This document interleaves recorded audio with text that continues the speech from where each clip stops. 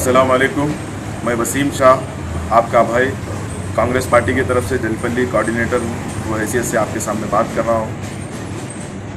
अल्हम्दुलिल्लाह हम लोग जो है यहाँ पे बुनियादी तौर पे कांग्रेस पार्टी का कैडर और हम सब मिलके बहुत अच्छा काम चल रहा है। अल्लाह से उम्मीद है कि इस बार हमें भारी कामयाबी मिलेंगी।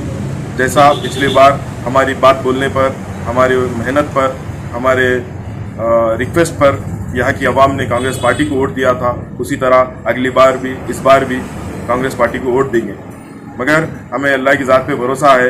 उस बार जैसा धोखेबाज चले गए, धोखेबाज के साथ जो केसीआर सबसे बड़ा धोखेबाज है तेलंगाना के अंदर, उसके ऊपर अगर कोई धोखेबाज है तो वो नरेंद्र मोदी है। मैं आप तमाम जलपल्ली के, मेरे कौम के, मेरे हिंदू भाइयों से और मुसलमानों से और हर वो वोटर से मैं गुजारिश कर रहा हूँ कि इस बार कांग्रेस पार्टी को वोट डालिए।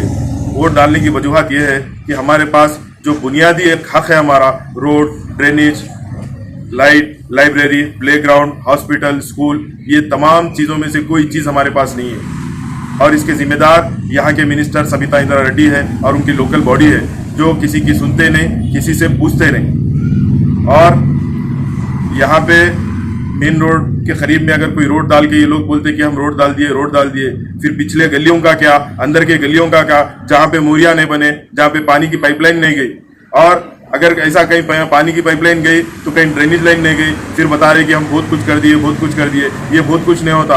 आप जो हमारे बुनियादी मसाइल है उसको आप हल करने में नाकाम हो चुके हैं। इसलिए मैं तमाम से अपील कर रहा हूँ कि आप कांग्रेस पार्टी को वोट डालिए। म्युनिसिपल जो है एयरपोर्ट के बिल्कुल करीब है, शहर के बीचों बीच का एक इलाका है, मगर नॉर्थ के कोई गाँव से और बहुत पसमानदा इलाका है, जो नॉर्थ के कोई गांव में भी इतना बुरा हाल नहीं है जो शाहीन नगर, एराकुंटा, पहाड़ी शरीफ, जलपल्ली गांव का है। इसकी वजूहत यह है कि यहाँ पे डेवलपमेंट का काम नहीं हुआ और यहाँ के लोकल बॉडी के लोग भी नहीं करा सके।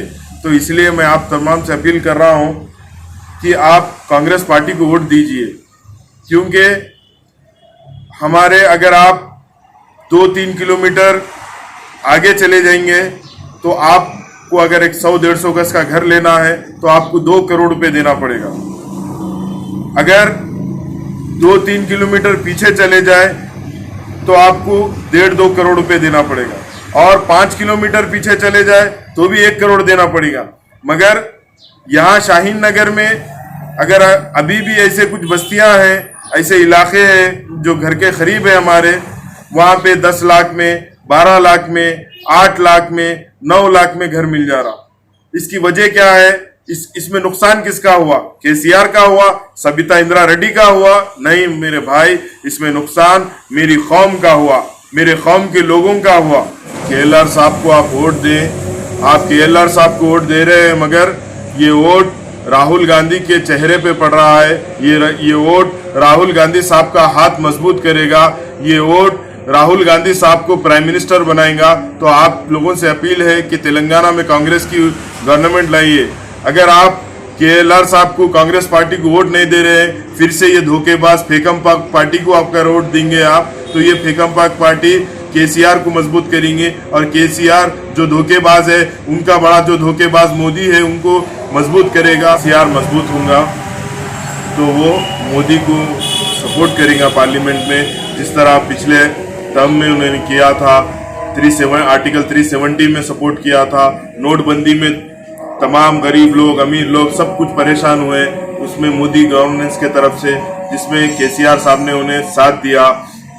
फिर ट्रिपल तलाक के मसले पे और बहुत सारे मसाइल में जो केसीआर ने मोदी को साथ दिया।